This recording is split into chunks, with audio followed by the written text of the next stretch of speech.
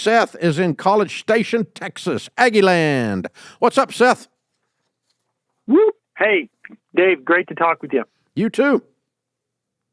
Well, I run an air conditioning business with my two brothers. My father started it early 90s, and we are really doing well, and trying to figure out how we can move forward and enhance our business and expand, primarily with more real estate for our space here. So wanted some ideas and suggestions on how we do that.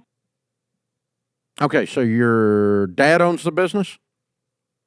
He is a current shareholder in the business, but myself and my two younger brothers also have holdings in the company as well. Who makes the decisions?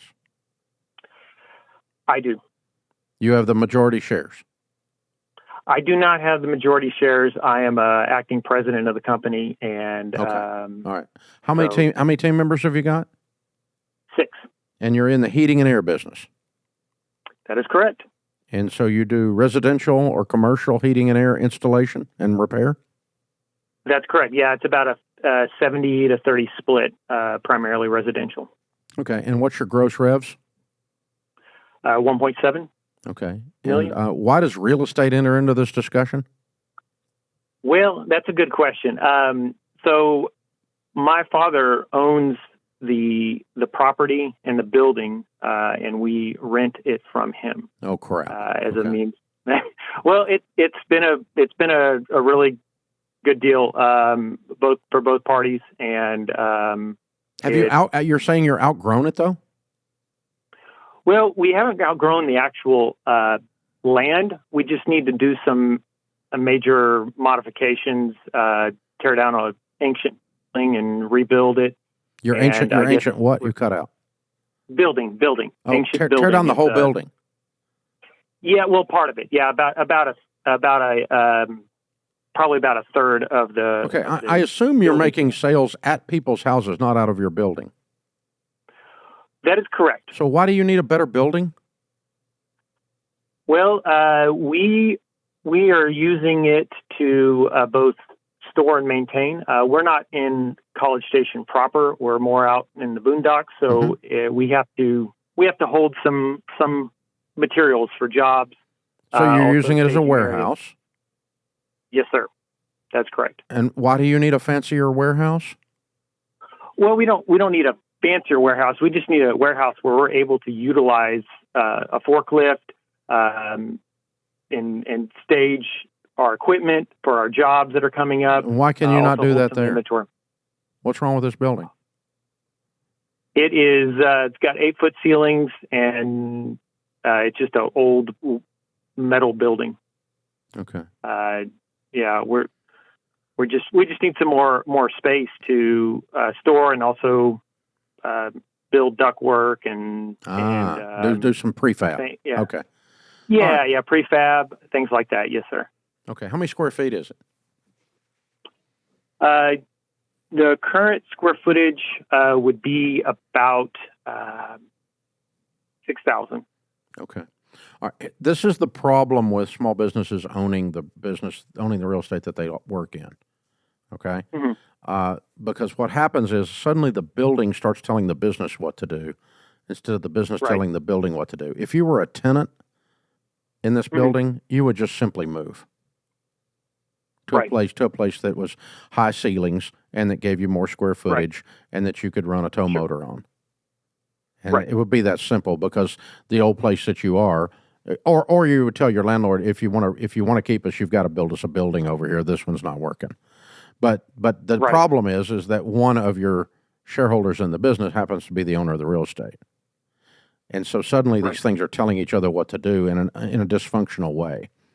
So you can never allow the building to tell the business what to do. The business always has to tell the building what to do. And it's very difficult when you're the owner of both to keep that that perspective. And so your dad, it probably, if I'm an investor of real estate in your area, it probably doesn't make sense for me to tear my building down and build you a different building on the same property. It probably doesn't make good economic sense to do that if I'm the investor, if I'm just a real estate investor, if I'm your landlord. Sure. Right. I'm probably just going to lose you as a tenant and get a different tenant. But this thing's in the middle of nowhere. Can your dad get another tenant? I suspect he can. And primarily the reason the building needs to be rebuilt, regardless if we need more space or not. I mean, it's probably 100 years old. The concrete's cracked. It's okay. So then let's step back and look at it not from your perspective, but look at it from your dad's perspective. All right. What are you guys paying in rent now? Currently, we're paying $3,000 a month. Okay. And if you found the place that did everything you were, I would assume you could make more money because you could store more and do more prefab work and have the ability to move around, right? So if you were doing that from your perspective as the president of a business and you're going to go rent a different building from a different landlord, but you're going to pay a little more rent because you're going to have a better situation that makes you more money, what is your rent budget at your new building that you're going to move to? I would say it'd easily be 6 to 7. Okay. All right. Let's just Okay. Let's double it. 6,000. All right. And this building is how many square feet? You told me, but I forgot. The new building. No, the old building. The old building. The one you're in now. The old building. It is. It's about 2,000 square feet. Okay. And the building that you would rent as the president of this company, if you went and found the perfect building, would be at what size? It would be about double that size. So we'd probably be around like 6,000. 6,000 feet with an office warehouse. That's correct, yeah. Office on the front, warehouse stuff in the back, high ceilings, good solid concrete loading dock, etc. Yeah, right. Okay, so what can a real estate investor, if I want to come out there and build this building for you, what can I build 6,000 square foot of office warehouse in the boonies outside College Station, Texas for? What's it going to cost me to build that? Oh, I would probably say somewhere between $250 to $350. Okay, and that'd just be that'd be warehouse only because that's what I'm looking at. But yeah, we'd have to add a office, so that'd probably increase it by another 100, 150. Yeah, I'm guessing I can do it for $350 or $250 to $350. I think you're probably right. All right, so am I going to make a good return at $6,000 a month? $72,000 a year on a $250 investment. Is that a good deal for a real estate investor? That seems like a good one. Okay. All right. You start running your numbers back. This is how you. So what I'm teaching you by asking this series of questions is separate this deal because it's all entangled with each other and it's screwing up your decision-making ability. You guys need to make a decision for the business. Your dad needs to make a decision on real estate. If we can get both of them aligned, then do the deal. Tear the stupid thing down. Your dad does this. Your dad puts up $250, builds it, and he has this. And then you guys are going to inherit this nice building from your father, not from your landlord, when your dad dies someday. In the meantime, the business is the tenant. But they're very separate transactions, and it has to be win-win. Win for the landlord, win for the business. And if you can make those numbers work that way, that's the exercise you and I just went through live on live podcast right here in front of the whole world. So, yeah, I think you're okay. I think these numbers do work, by the way. The only question is where your dad's going to come up with $250,000. And no, the HVAC business is not going to go borrow the money for the landlord. It's not your money. It's not your building. They're separate. You see what I'm doing here? This is where people get screwed up on this and where you set yourself up for a fall because now we're really convoluted. Yeah, but I put up the building. No, you're the landlord. You didn't put up nothing. You put up the building for yourself and found a tenant that's excellent who happens to be the children that you sired. That's it. That's all it is, okay? So, that's the way this works. You got to keep this stuff separate. And when you get ready to sell the business, you need to keep your real estate separate from your business sale.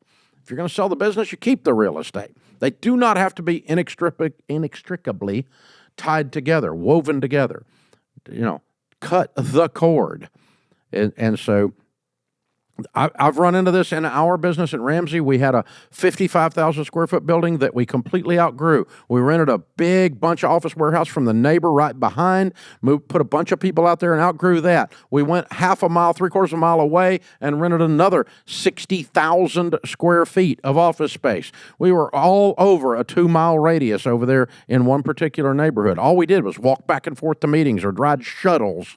God help us. It was a horrible time. And all of that was because the business outgrew the building. And when I finally realized the problem I had created was I almost just went and rented a big office tower and moved us all in it. And then I thought, no, I think we can take 3 years and just build us a big office tower. Okay, let's do that. So I'm going to be a great landlord. I'm going to go over here and build what Ramsey needs, and then Ramsey's going to move into it. The Ramsey Solutions, that is. So that, but the deals are very, very separate. You know, I've got 500,000 square feet here now under roof, in excess of 500,000 square feet under roof. And it's all paid for, and I'm the landlord, and then Ramsey Solutions is the exclusive only tenant. And the deal works mathematically for both parties beautifully, but they're very, very separate. If Ramsey Solution ever turns upside down and goes away, the Ramsey family has some awesome real estate. So that's you got to keep the win-win, separate deals and win-win, separate deals and win-win, and then you'll be right on track. Great question, Seth. Sounds like you guys got a great and booming business. I'm proud of you.